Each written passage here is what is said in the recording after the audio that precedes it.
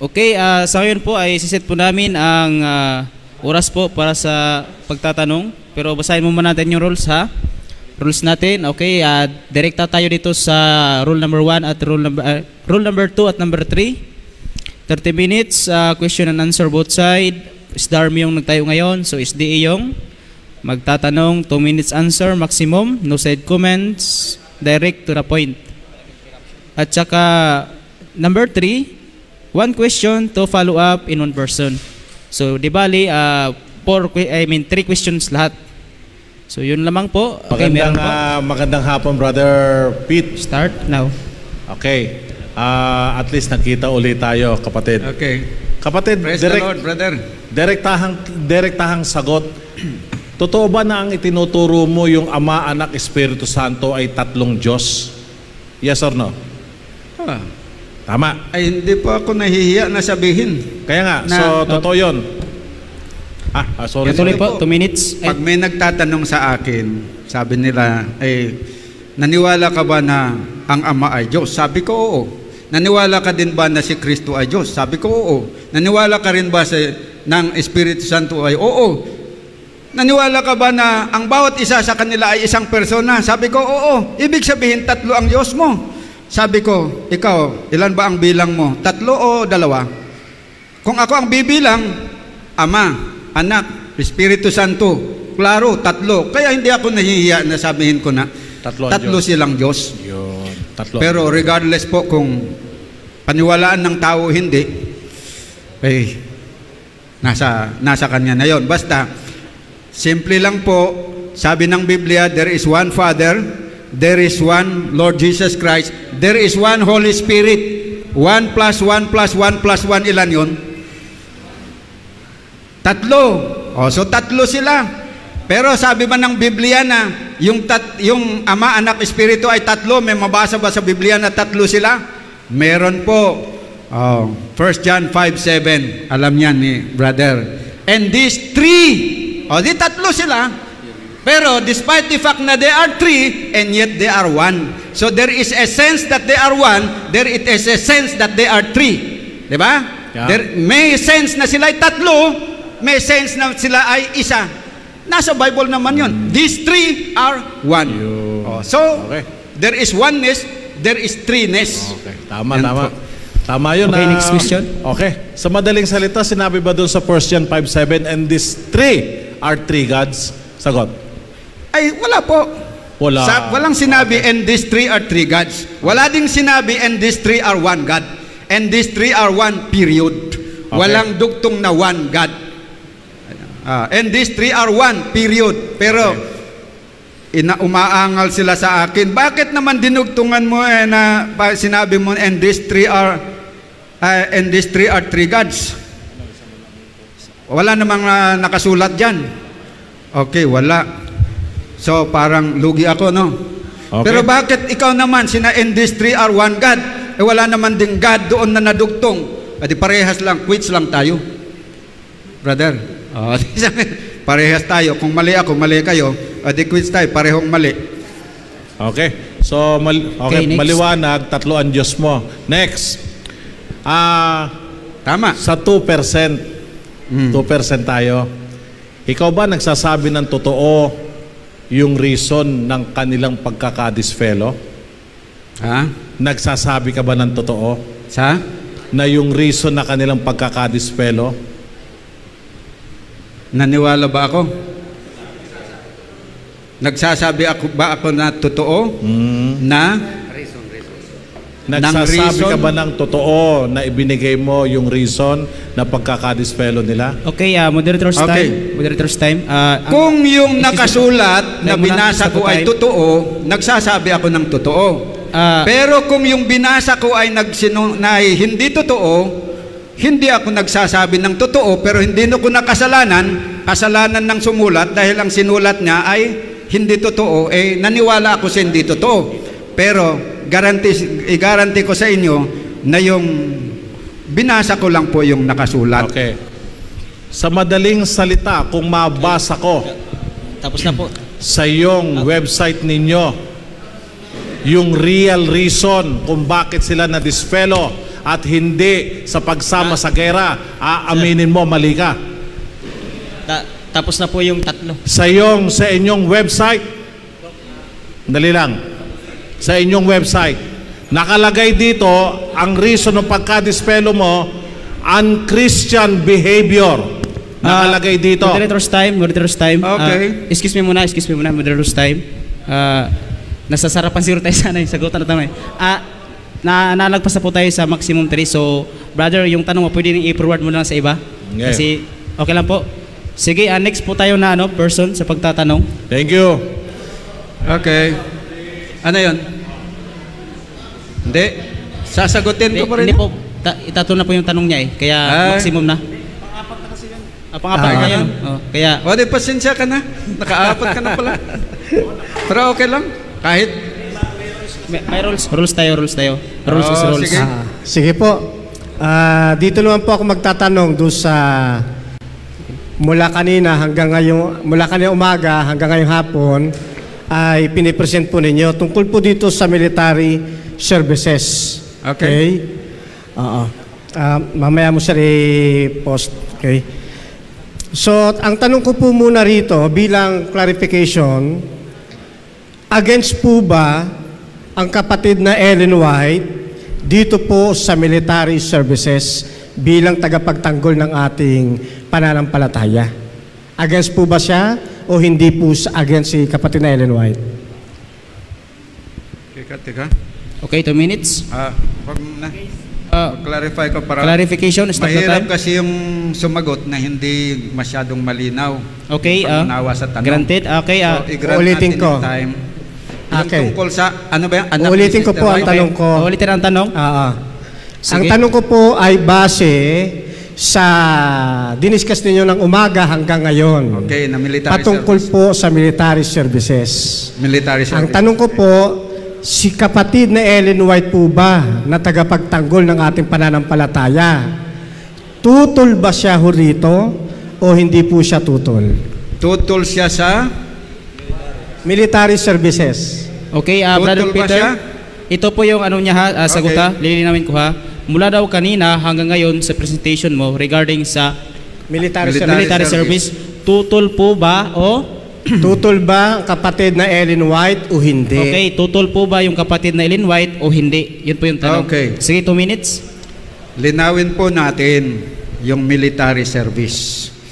Kung yung military service po na ang ibig sabihin ay sasali ka sa gira at makipagpatayan ka, ay tutol po si Sister White dahil sa volume 1, 361, ayon sa liwanag na tinanggap niya, hindi talaga pinapayagan. At naniwala ako na tutol siya doon.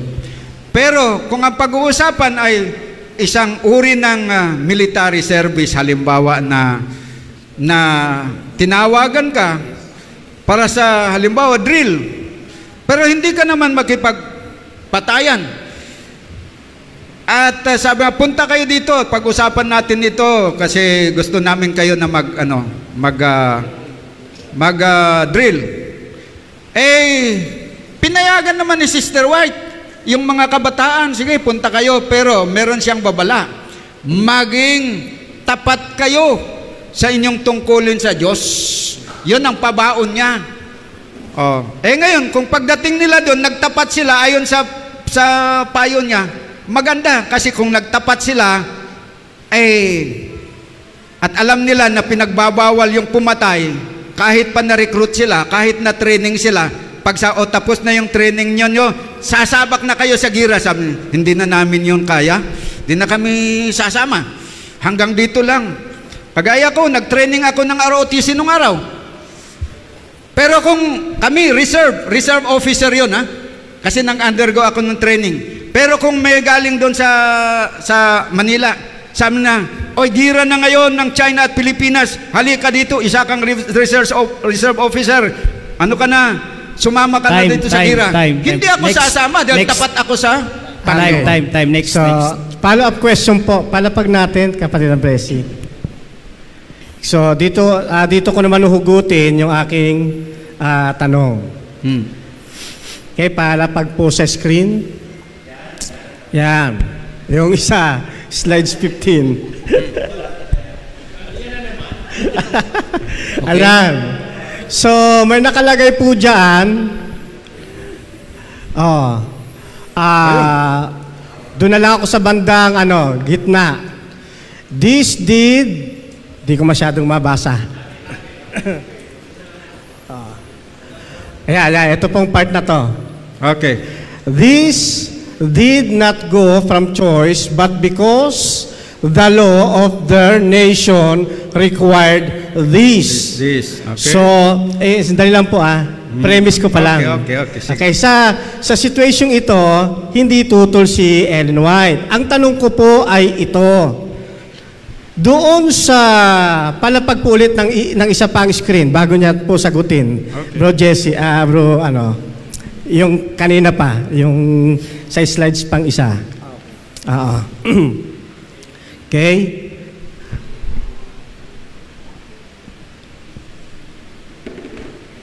Yan. Tapos, itong mga soldier na ito, isinama sa kanyang panalangin. Okay. Ang tanong ko po ay ito. Nang nag-a-agree po siya o hindi siya against doon sa military services at dito po ay isinasama niya sa panalangin yung mga soldiers. Ang kapatid na Ellen White po ba na isa nating tagapagtanggol ng pananampalataya at faithful believers, siya po ba ay nananatili sa principle of truth? Yes or no? Ay, hindi pa rin categorical, no?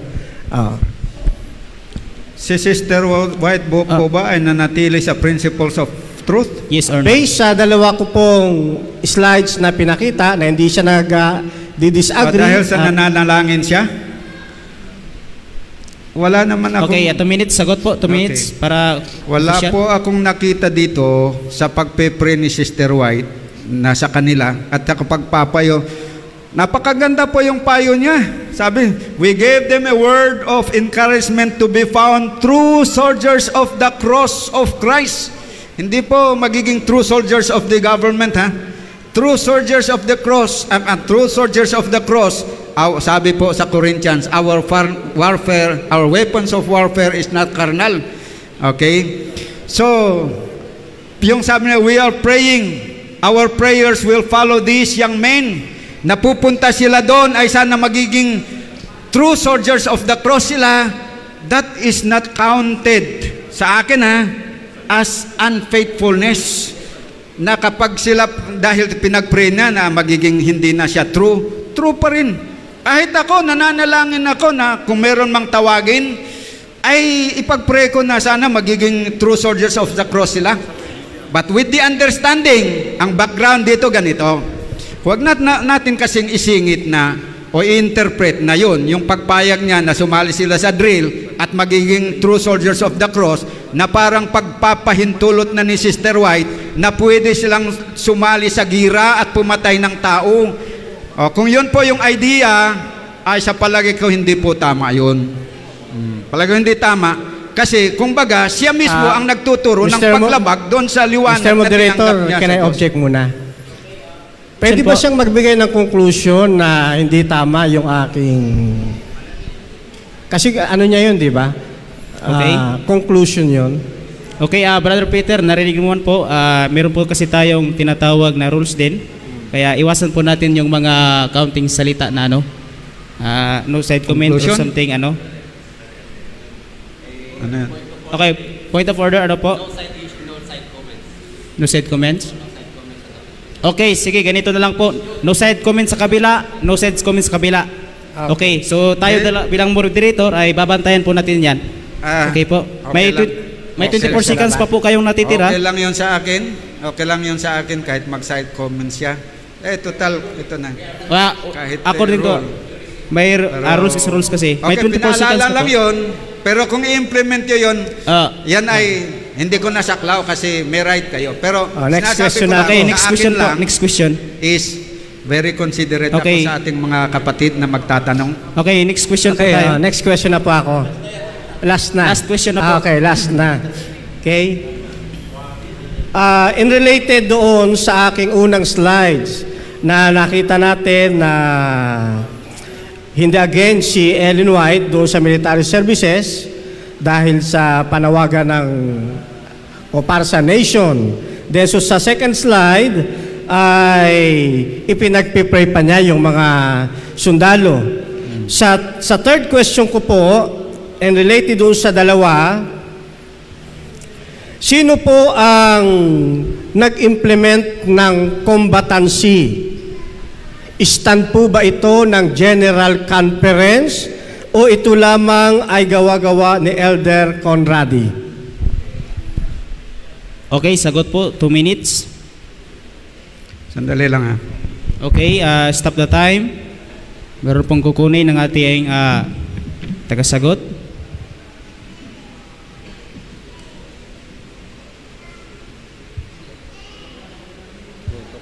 Okay po, Brother Peter, hindi ka pa sasagot, ay lilinawin ko muna yung kanyang katanungan. Ay, ano nga yun, kapatid nga Camacho? Kung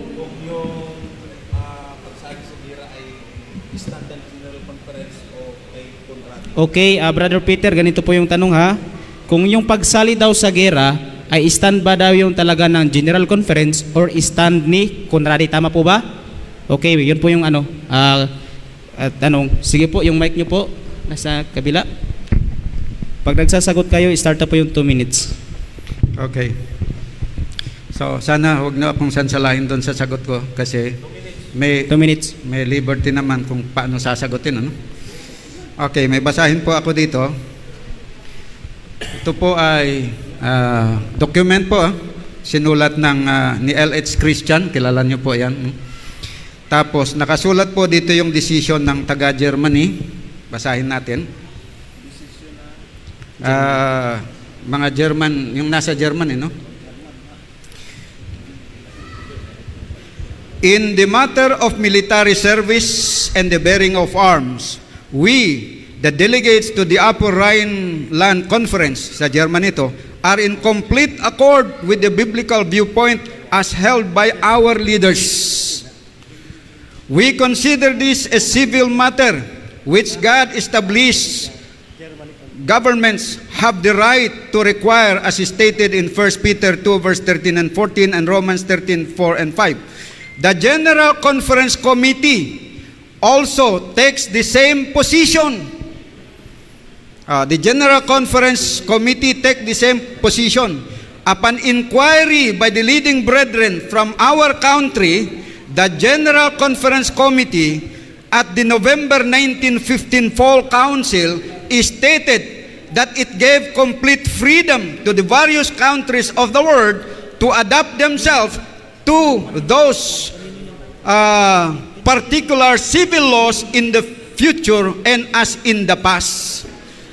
So, yung pong ginawa nila na decision doon sa Germany to become combatant is based doon daw sa decision ng General Conference Committee during their meeting on the fall of 1914 na binigyan nila yung laya, yung mga time na po, time. leaders Next doon. question. Time na po. Another person magtanong. Sorry, hindi pa natapos pero okay lang. Time na po. Another person. Okay. Sige po. Siguro, meron kasi akong follow-up doon, tapos meron talaga akong question. Okay, so meron kang premise. Okay. Oo. So may Sige. follow-up lang ako doon, tapos Okay. meron akong question. Kasi sabi Sige po. kanina, ito daw ay mula sa General Conference din, tama po ba? Yung stand po ng combatancy, tama po ba? Hindi. Okay, sagot 2 minutes. Okay. Oo, sa General for clarification. Baka lang. ma-technical tayo dito ha. Ano po? Baka ma-technical tayo dito. Okay, 2 Hindi po, minutes. for clarification lang. Wala kasi. akong sinabi ha na yung General Conference, they stand for Ayun. combatancy ha. Okay. Okay. Clarify lang natin dito sa nakasulat ha. Kundi, ang General Conference nagbigay ng laya sa mga countries, including Germany, to adapt to the particular laws of the land. Okay. Ngayon, kung yung law of the land nag-require sa kanila na maging combatant, susunod sila doon. Pero saan nanggaling yung order? Galing sa GC. Kaya yung mga nasa Germany, Okay. sinunod nila yon dahil sa Germany require nila maging combatant, sumunod sila doon sa Okay. law of the land. Batay doon sa mandato ng General Conference Committee. So for Yun clarification po, po, walang utos na nagmula sa General Conference about combatancy. Okay, word for second word, question. word for word, walang utos na ganun, ha? Ito na po yung tanong ko. Okay. Oo, kung Linawin wala natin, po. ha? Word for word, walang sinasabi na kayo ay magiging combatant. Ang sabi Ito na nila yung tanong is, ko talaga. sumunod kayo doon For sa clarification particular kasi law yan. ng inyong Clarification. country kung saan kayo. So kung combatant ang Second rini-require, ibig sabihin, understood Ayun. na mag-combatant sila. Okay. So in effect, wala mang word for word, pero Yun, ang wala. naging kinalalabasan, naging combatant tuloy sila because of that. Nakita niyo yung connection doon? Okay, so walang Oo. walang binigay na combatancy ang General Conference. Interpretation lang. Ngayon, Oo. ito tanong ko.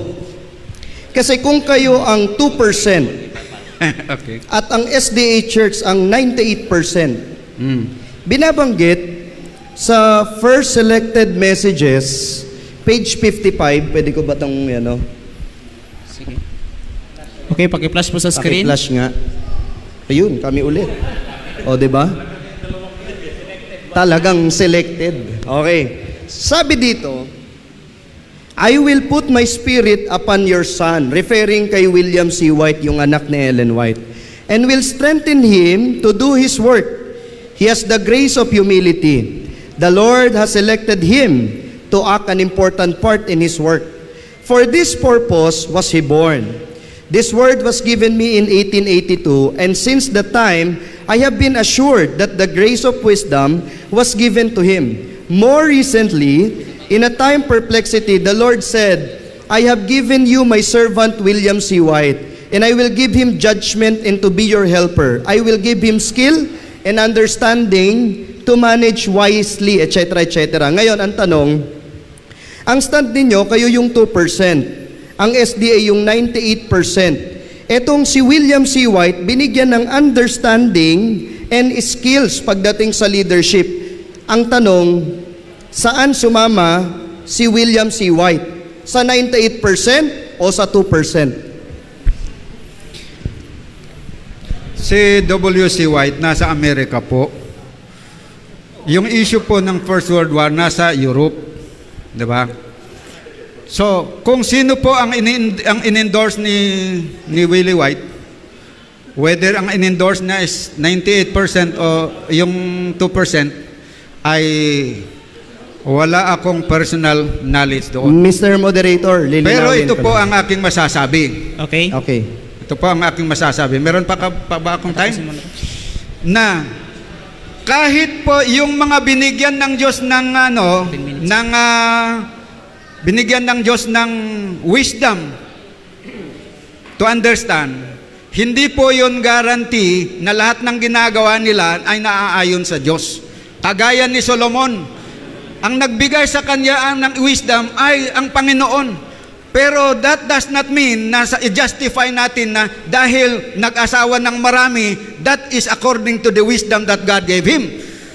Hindi po ganun. So whatever kung anumang nagiging action ni Willie White, he still have to be judged whether yung action nila ay tama o mali, ginamit ba niya yung wisdom sa tama o sa mali, kung ginamit na sa mali, kagaya ni Solomon, he still be subject for the judgment sa harapan ng Panginoon. But we cannot use yung magiging decision na i-justify natin na tama on the basis na siya ay binigyan ng wisdom ng Panginoon. In the same way na hindi natin pwede na sabihin na dahil sa Solomon ay binigyan ng wisdom ng Panginoon na lahat ng ginawa niya afterwards ay tama.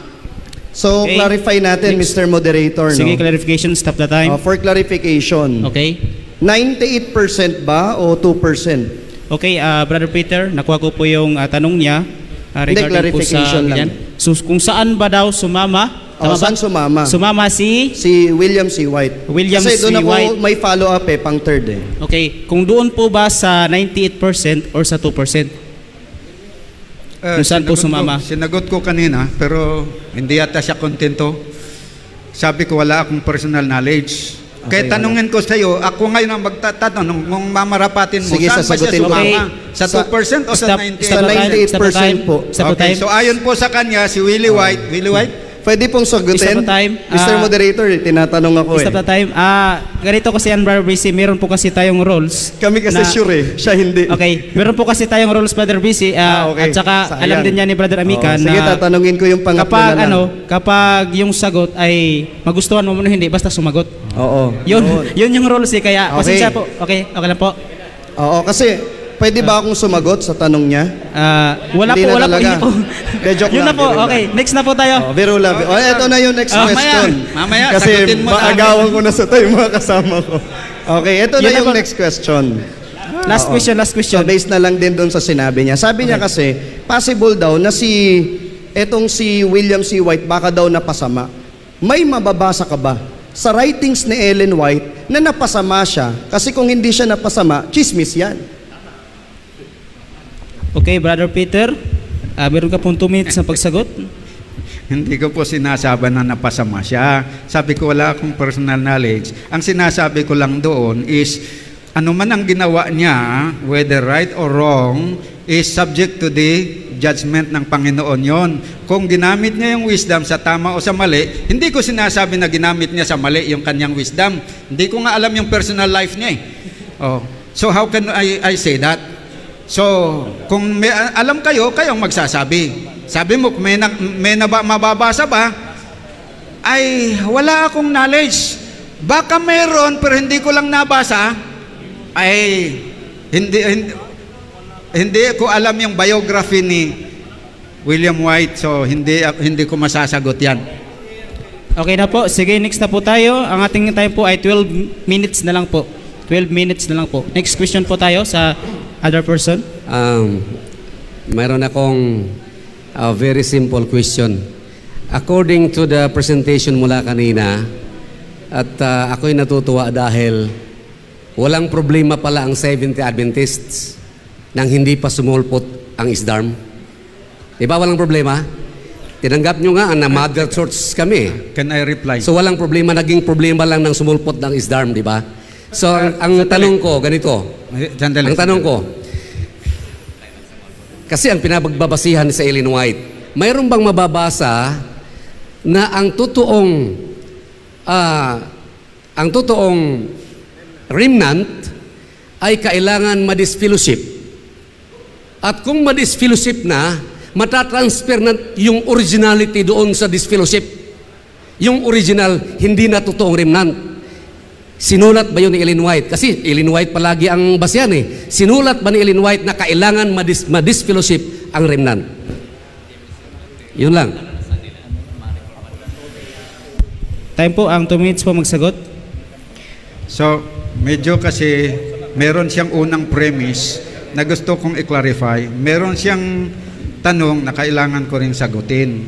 Ngayon, kulang yung time ko, pero uunahin ko yung clarification na parang sinabi ko daw na bago yung split, wala pa yung ISDARM, is walang problema sa SDA.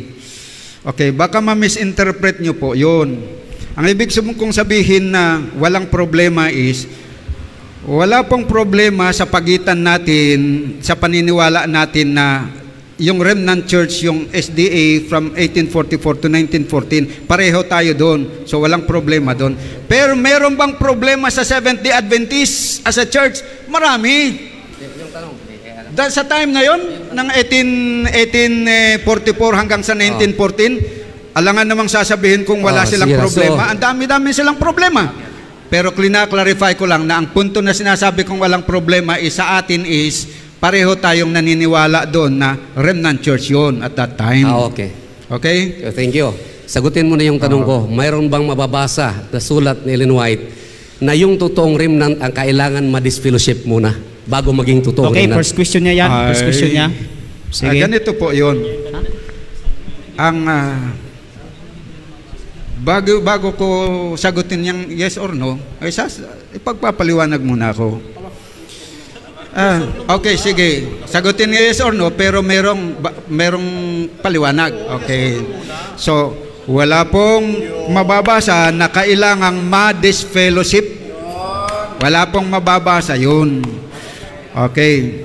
Pero hindi po rin wala ding, ang tawag dito, hindi po kailangan na may mababasa bago pag nangyari sa kapaniwalaan na tama. Kasi wala din namang mababasa na si Kristo aalis sa kanyang iglesia pagdating niya dito sa lupa. Wala naman. Pero nangyari. So meron pong mga nangyayari na hindi unang naisulat. Tandaan po natin, maraming nangyayari sa buhay ng church na hindi po nakasulat sa mga previews. Ganon po yun. So, huwag sana pong hanapan na pag merong nangyari at kinukwento, kailangan hanapin mo, meron bang nakasulat na kailangan ganon mangyari? Sa akin, hindi na yun, hindi na yun, baka masaktan naman kayo. Hindi na issue yun. Kung may nabasa ba beforehand or that, wala po yan. Okay, next po. 8 minutes. Magandang hapon po. Bago po ako magtanong, gusto ko lang po i-clarify muna kasi ayaw kong misrepresent ko yung sinabi nyo kanina. Okay, sige, clarification. Gusto ko pong clarify po muna bago ako magtanong kung yung 2% ba ay na-disfellowship dahil ayaw sa combatant. Ayun po ba yung dahilan? Okay, Brother Peter, clarification po yan. Gusto ko pong i-clarify muna bago ako magtanong. Okay. Pwedeng pa yung time? Cut na. Okay, clarification po, Brother Peter, na yung ano po, yung dahilan ng disfellowship ng 2% dahil sa combatant. So gusto ko munang i-clarify, nakastop yung oras. Gusto ko munang i-clarify kung ayun ba yung dahilan bakit sila dinisfellowship. Kasi pinagpilitan ni brother kanina na yung tunay ay 2% dahil ayaw sa combatant. Ayun ba talaga yung dahilan kung bakit sila dinisfellowship? Gusto ko pong i-clarify muna bago ako magtanong. Okay, clarification. Basahin ko po yung sinulat ni former GC President ng SDA, si Charles H. Watson. Okay. Screen. Plus po sa screen. Plus natin sa screen. Sige po. Nakakat po yung ating time po. Ang ating time po ay 8 minutes and 6 seconds. Okay. Yan po. In Germany, those who so took their stand against Conrad's wicked action in thus committing them to war were treated with great harshness by Conrad and his associates. The resistance of the minority to military service threatened to compromise the whole body of Adventists in the eyes of the German government, and to avoid this, Conrad had the minority disfellowship from the church. Okay po, thank you po sa clarification. Ito po yung tanong ko. Okay, tanong. Pwedeng paki-flash. Paki-flash po.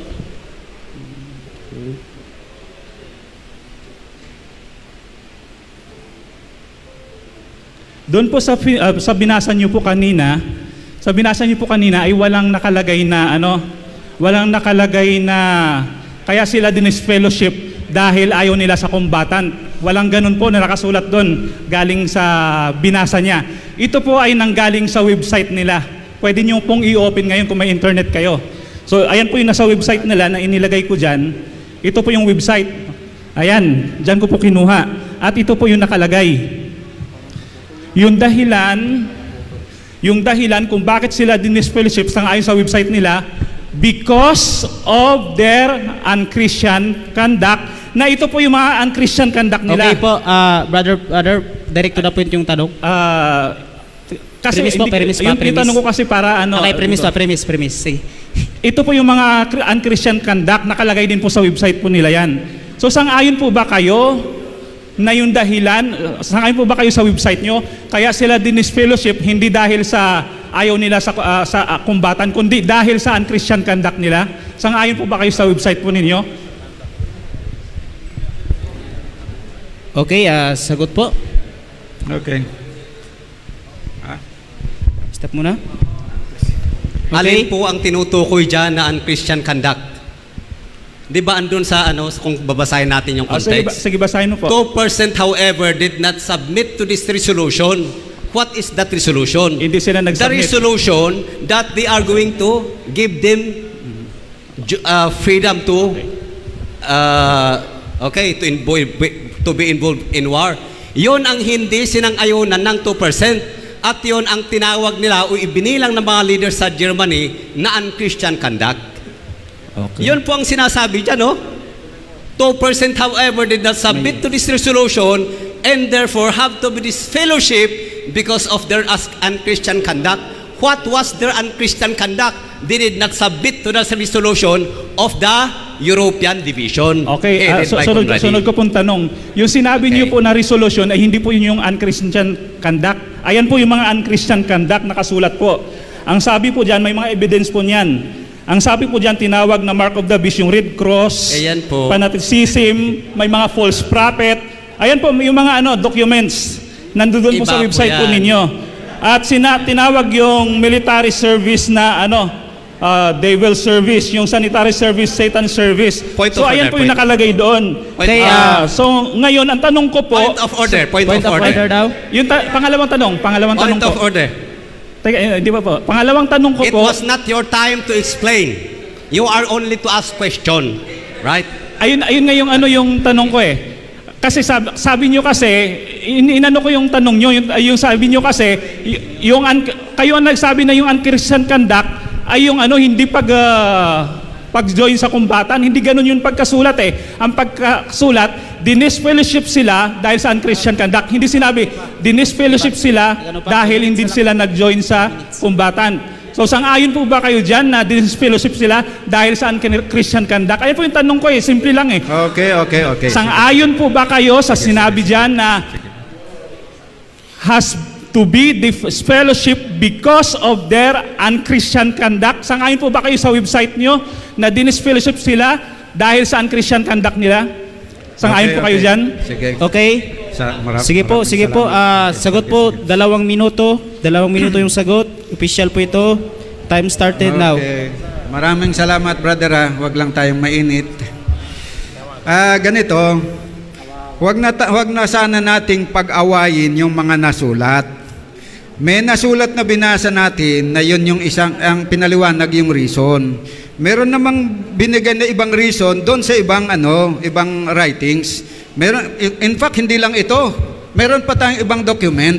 Ngayon, huwag natin pag-awayin na parang ito ang dahilan, hindi ito.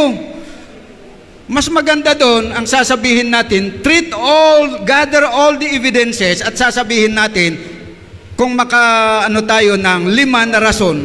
Huwag nating sabihin na itong isa lang yung tama, itong 4 mali. Hindi. You should teach, i-gather natin yung mga documents na yon, sabihin natin, ito ang mga rason, isa ayon dito, isa ayon dito, isa ayon dito. Hindi yung sabihin na, ito ang rason, mali yan. Hindi po tama yun, mga kapatid. Yung binanggit na yon, sang-ayon kami dyan. Ito, meron ako ditong copy, dito ayan, yung German copy ng German tapos yung English translation, yun yung nakalagay doon sa website namin.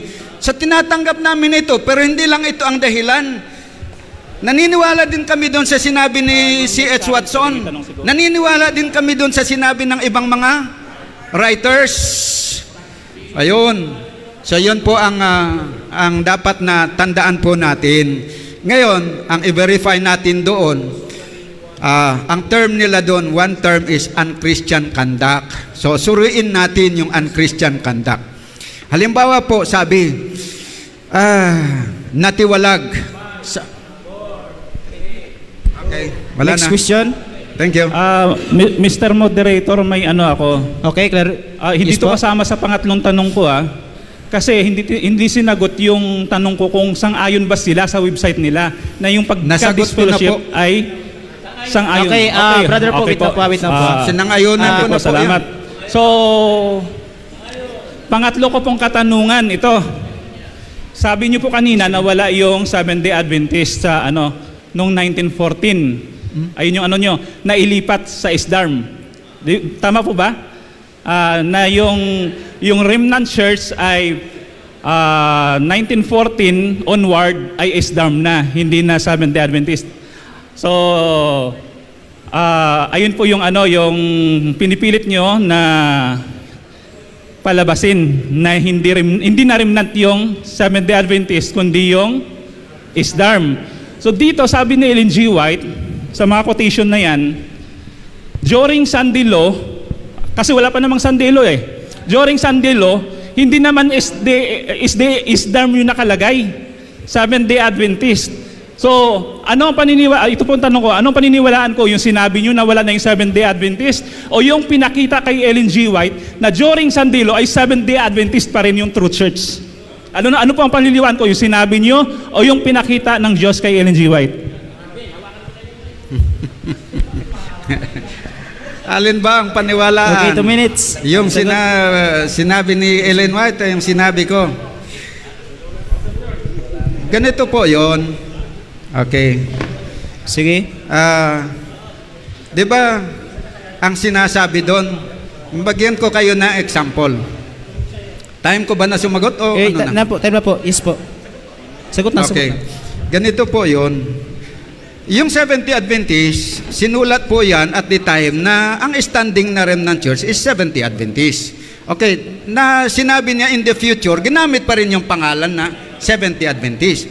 Pero paano natin po yan unawain? Ibig bang sabihin na yung tinutukoy niyang Seventh-day Adventist dito sa Sunday Law, again Seventh-day Adventist, na yan ay yung mga tao o na ang tinutukoy niya o yung denominational name na Seventh-day Adventist noon? Okay. Ganito po, kagaya lang ng Israel na salita, no? Israel ng Panginoon. Manababasa natin dito sa Israel, na predict na Israel, dahil sa New Testament, kung sabihin ng mga Hudyo, sabihin na kami yun, kasi kami yung Israel Pero paano yung unawa natin? We do not apply to the literal Israel, we apply to the Christian church as modern Israel. Because although nagbago yung pangalan nila, pero Israel pa rin sila. So yung sinasabi doon sa Sunday Law na it will be against Seventh-day Adventist, yung mga Seventh-day Adventist sa tamang diwan ng Seventh-day Adventist na ikinabubuhay ikinabubuhay ba yung liwanag ng Seventh-day Adventist? Hindi po yung member ng denomination, yun po ang doon. Kagaya ng pagbinasa natin sa Bible na Israel sa New Testament, yung member ng Jewish church kaagad ang isip, hindi yung spiritual. Ganon okay, din po time next question. Dali. Segundo na lang, segundo. Dali. Siya yung nakabantay dyan Ito. Wala na po. Segundo na lang, ha? Wala na po. Inukan na mayroon pang 5 nag-complain na yung ating speaker dahil nawala na yung time niya. Naubos na sa tanungan. Wala na po. Okay, alam naman po namin mga kapatid na gusto pa po magtanong ng kabila. Dahil sa mainit na mga tanungan, pero yung time po natin ay hindi na po papayag kasi rules po.